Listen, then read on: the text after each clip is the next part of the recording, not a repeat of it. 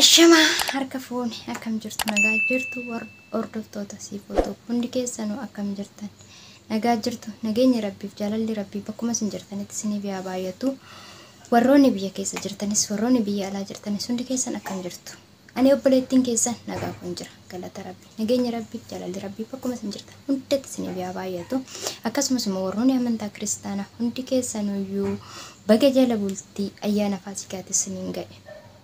Warroonni bal'attanii jirtanis dhibbattanii jirtanis rakkina keessa jirtanis hunduma keessanuyyuu oggaa ga'u waan hunda caalaa baga oggaa keessanii baga jala bultii keessanii isiniin jechuun barbaada.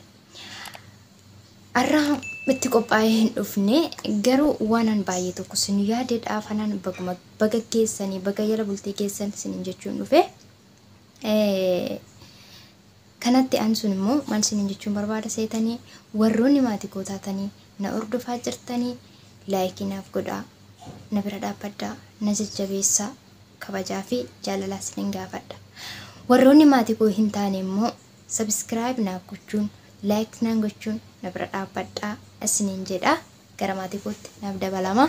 Ani siifoodha siifootuubiidha.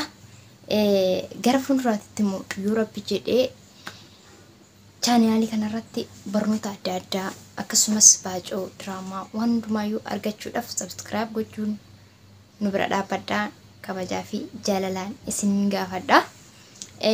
Kanumattaan sun immoo qophiin ayyaanaa maal fakkaataa akkamitti qophaa'aa jirtanii hin beekna hundi keenya yookaan ramadaana irras jirra.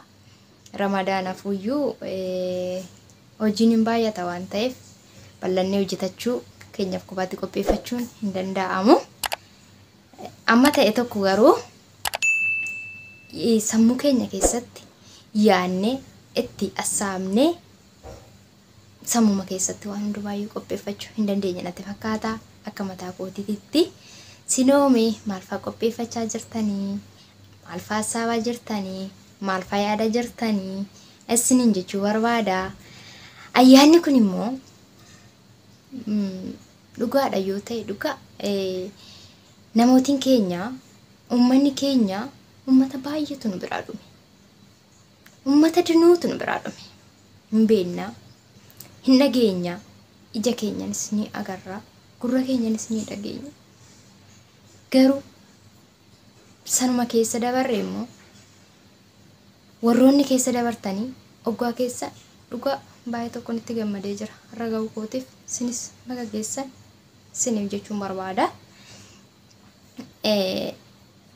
Maatii keenya birattis dabarsuu baannu ayyaana oggaa bakkuma jirrutti akka biyya keenyattis dabarsuu baannu bakkuma jirrutti yaadan assaabanis maatii keenya biratti qaaman biratti argamuu baannu illee assaaban maatii keenya biratti argamne maatii keenya biratti dabarsuu ni dandeenya. Kanaaf warroonni biyya alaa keessa jirtan warroonni biyya keessa jirtanis kan maatii biratti hin dabarsine danuutu jira. Biyya keessa jiraataniif maatii biratti dabarsaa hin jiran. Dhugaa jireenyi baay'ee ulfaata. Haala nageenyaatiin wal qabate biyya keenya keessatti hin nageenya. Kanaaf warroonni biyyoota alaa jirtan osoo maatii keenya biratti dabarsinee kan jedhee ayyaanni oggaa dhufe anumarraa kaasee baay'ee kan garaa isaanii gaffa'amutu jira. Ani dhugaa yeroo ayyaanni oggaa dhufe nan boo'a. Baay'ee tokko nan boo'a. Baay'een boo'a. Osoo maatii koo bira jiraadhee osoo ayyaana kana maatii koo biratti dabarsee jedhee baay'ee waa baay'eetu natti dhaga'ama. Waa baay'ee ta'ee tanaan nan boo'a ture. Amma garuu oggaa itti qabnee ilaallu namoonni biyya keessa jiran namoonni biyya isaanii keessa jiran maatii isaanii biratti ayyaana dabarsaa jiranii dabarsaa hin jiran. Kophaatti dabarsaa jiran akkuma nuyi jechuudha. Nuyi biyya ormaa jirra. Jireenya biyya ormaatitu gadi qabee nu bulchee jira. Garuu biyya keenya keessatti gadi jedhanii qabamanii maatii isaanii bira osoo hin taane kophaatti ayyaana dabarsaa jiran. Kanaaf warroonni biyya ormaa keessa jirtanii akka anaa kan garaa isin gaffaamu yoo ta'e garaa isin hin gaffaamu isiniin jechuun barbaada. Asumaan waan asaa isinitti hin dheeressu.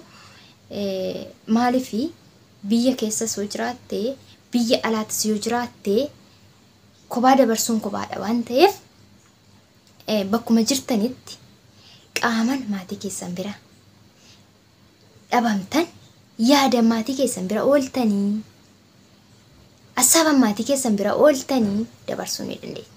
Guyyaa Rabbi jedhe immoo Rabbiin biyya keenya biyya nagaa godhee maatii keenya maatii nagaa godhee nagaan biyya keenyatti nu haa galchu. Obsaan aannan gorobsaa dhugaa jedha Oromoon yommuu mammaaku.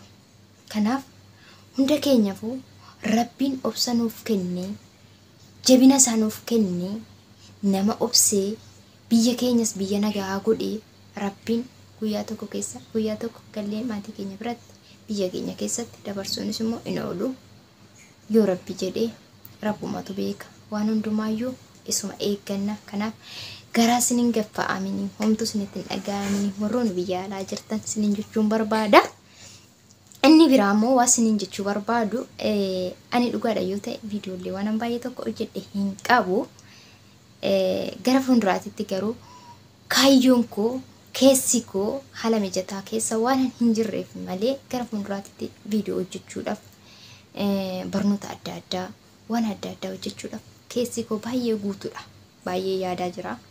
Saniif garuu haala mijataa keessa waan hin jiraannee fi akkasuma immoo haala biyyaatis hin beektanii jechuun haala jireenya madaa'imeettis hin beektanii sababa kanaaf anaan sin jalaa badaa jira malee anis sinuma wajjin nan jira. Sinis immoo na jajjabeessa na bira dhaabbadhaa wal malee waan qabnu hin qabnu hundi keenya sin jechuu jaaladha.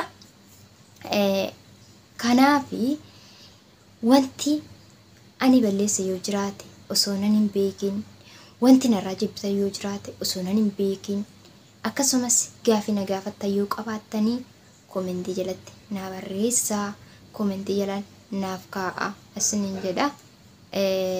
Asaasinitti dheeressuu jabaadha wal jajjabeessa ijoolleen Oromoo tokko ta'a bakka jirtanitti jabaadha wal bira dhaabbadha. Nuti wal malee yooma hin qabnu mutti baala qabaa nuti immoo wal malee yooma hin qabnu. Kanaaf jabaadhatti wal bira dhaabbadha wal jajjabeessa hundi keessanuu aizoo waliin jedha. Yoon ani sin bira dhaabbadhe yoo sin na bira dhaabbattan wal guddisuu dandeenya iddoo guddaa ga'uu dandeenya. Yookaan garuu sinis asitti na laaltanii na bira yoo dabartanii anis asitti sin laale sin bira yoo nan darbee nu lachuu gaaratti rakkannee amna malee namni tokko gaara ba'uu hin danda'u. Garuu yoo wal qabannee an gadi jiru sol harkisaa kan ol jiru sin dhaqqabna yoo jenne qaqqabuus dandeenya. Dhaqqabuus dandeenya guddachuus dandeenya bakka namni geessu ga'uu dandeenya. Yoo kanan taane garuu bakka namni geessu ga'uu hin dandeenya. Hundi keenyayyuu gadi wal qabaa deemna. Akkasitti gadi wal laalaa deemu faayidaa nuuf hin qabu. Wal bira dhaabbannee aizoo waliin jennee bakka tokko dadhabetti tokko bira dhaabbatee bakka tokko rakkatetti tokko bira dhaabbatee yoo wal fudhannee deemnee iddoo guddaa ga'uu dandeenya.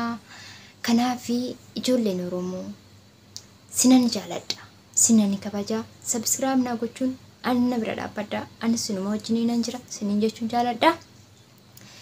Kanaafi mee wal xiqqeessuu fi wal tuffachuu odoo dhiisnee hundi keenya yoo jabaannee wal